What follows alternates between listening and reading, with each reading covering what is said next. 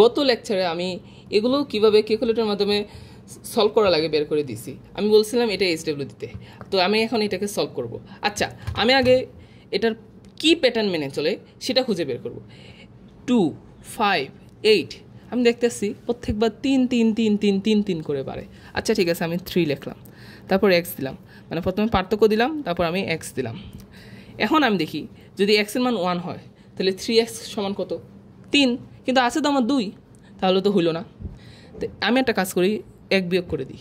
এখন দেখি 3x - 1, তো আমি এক্সের জায়গায় যদি 1 বসাই তাহলে 3 একে 3, 3 থেকে 1 গেলে হয় 2। আচ্ছা ঠিক আছে, 2 বসাই, যেহেতু দ্বিতীয় পদ 5, তো আমি যদি 2 বসাই 3 দুগুণে 6, 6 থেকে 1 গেলে 5 মিলল। এবার আমি তৃতীয় পদ দেখি, 3 3 9, 9 থেকে 1 গেলে 8, হ্যাঁ মিলছে। তার মানে আমার যে হিসাবটা সেটা মিলে গেছে। এখন সমস্যাটা হলো আমি এই যে 44 সেটা আমি কীভাবে বের করবো, একটু ভাবেন আমি বলতেছি। আচ্ছা, আশা করি ভেবেছেন।